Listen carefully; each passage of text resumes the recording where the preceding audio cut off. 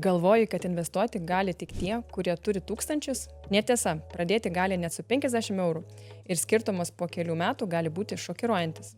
Šiandien, 2025-aisiais, Lietuvoje investuoti paprasta kaip niekad. Sąskaitą atsidarai vos per 15 minučių, o pasirinkimų daugiau nei bet kada anksčiau. Ir svarbiausia, pamatysi, kodėl mažos sumos nugali laukimą, kaip perlipti psichologinį barjerą ir kokie šokiruojančiai stiprus rezultatai gali laukti net skeptiko.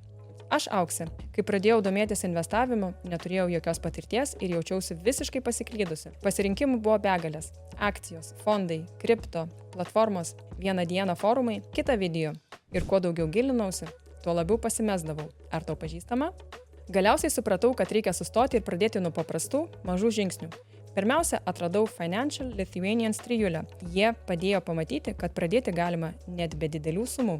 Ir tada pirmą kartą atsidariau sąskaitą ir pajutau, jog žengiau realų žingsnį į priekį. Dėl to šiandien noriu pasidalinti tuo keliu su tavimi, kad nereikėtų blaškytis, kaip blaškiausi aš, ir kad pamatytum, jog pradėti galima net tada, kai atrodo per mažai arba per sudėtinga.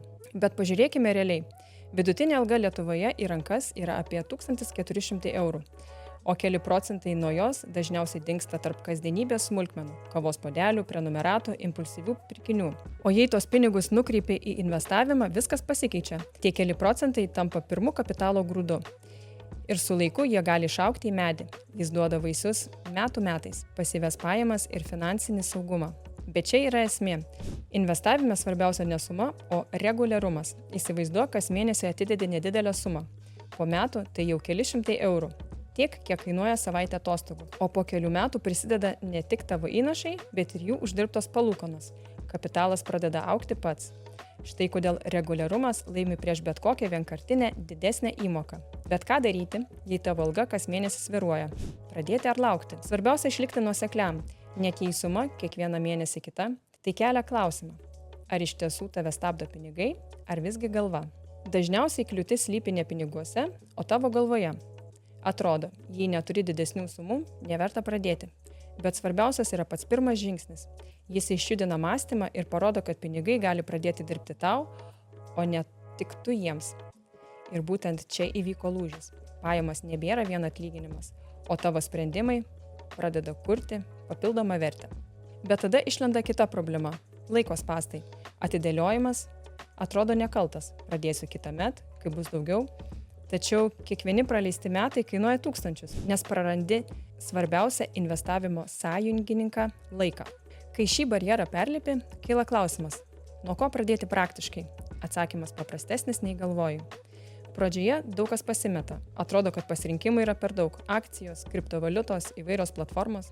Norisi visko vienu metu, bet bandant šokinėti į visas puses, tik dar labiau susipainiojama.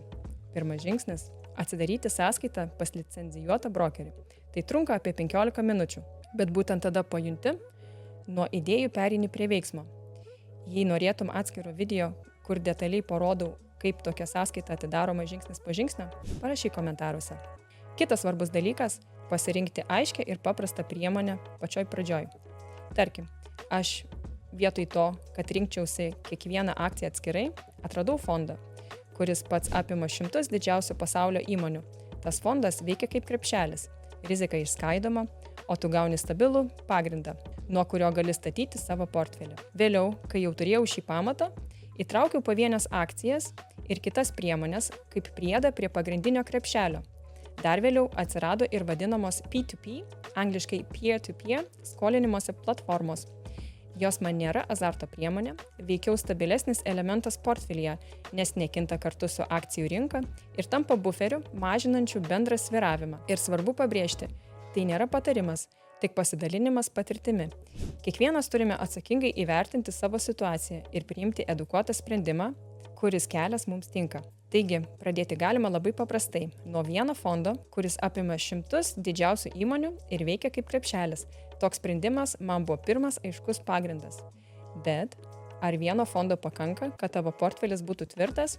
Čia jau prasideda kita istorija, kurią ateityje aptarsiu. Ir įdomiausia dalis. Kai pradedi net nuo mažų sumų, tikrieji rezultatai atsiskleidžia tik per laiką. Pažiūrėkim, kas nutinka su 50 eurų kas mėnesį. Įsivaizduok, 10 metų laikotarpį ir vidutinę 8% grąžą. Rezultatas apie 9 tūkstančiai eurų. Ne milijonai, bet aiškus kapitalo pamatas. O dabar pakeičiu tik vieną dalyką – laiką. Tas pats 50 eurų, tik ne 10, o 20 metų. Ir suma šokteli iki 30 tūkstančių. Kodėl?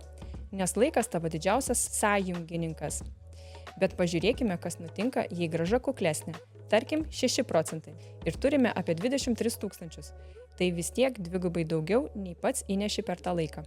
O dabar pabandom dosnesnį scenarijų – 10%. Ir matai, kaip suma šokteli net iki 38 tūkstančių. Tie patys 50 eurų, tik skirtingas procentas ir daugiau laiko. Štai kur atsiskleidžia sudėtinių palūkanų galia. Pinigai pradeda uždirbti pinigus, o skirtumą tarp to, ką įneši ir galutinio rezultato, sukuria ne tu, o laikas ir palūkanos. Ir čia svarbiausia palyginimas. Per tuos 20 metų pats įneši tik 12 tūkstančių, visa kita, beveik 2/3 galutinės sumos, atsiranda vien dėl sudėtinių palūkanų. Pinigai patys pradeda uždirbti pinigus. O dabar paklaus savęs, kiek prarandi atidėliodamas? Įsivaizduok du draugus. Vienas pradeda šiandien, kitas delsia 10 metų. Praėjus 20 metų, pirmasis turi sukaupęs kelis kartus daugiau turto. Tas, kuris laukia, supranta, kad vien atidėliojimas jam kainavo 10 tūkstančių. Pinigų, kurios galėjo uždirbti sudėtinės palūkanos. Bet turiu pabrėžti, tai tik scenarijai, ne pažadai. Vienais metais rinka kris, kitais šaus į viršų. Vis dėlto tendencija aiški. Kuo anksčiau pradedi, tuo didesnis skirtumas. Tai ir yra sudėtinių palūkanų galia. Mažos sumos ilgainiui virsta skirtumu, kuris gali būti nustebinantis savo dydžiu. Grąža niekada nevyksta tiesia linija. Vienais metais krenta, kitais šauna į viršų, bet žiūrint ilgų laikotarpių, skirtumas tarp to, ką įneši ir to, ką gauni, lieka milžiniškas. Įsivaizduok, šiandien pasodini medį, jis turės daugiau metų augti. Jei lauksi 10 metį, prarasto laiko net pirksi. Klausimas paprastas, kada sodinsi savąjį? Taip pat ir su investavimu. Kuo anksčiau pradedi, tuo ilgiau veikia sudėtinės palūkanos. Ką tu pasirinktum? Laukti, kol turėsi daugiau, ar pradėti dabar su tuo, ką turi? Parašyk komentaruose. Įdomu pamatyti, ką renkasi kiti. O jei nori pasitikrinti savo scenarijus, komentaruose rasi nuorodą į nemokamą skaičiuoklę iš Financial Lithuanians puslapio. O kas labiau apsimoka lietuviui investuoti į akcijas ar į butą, apie tai kitame video.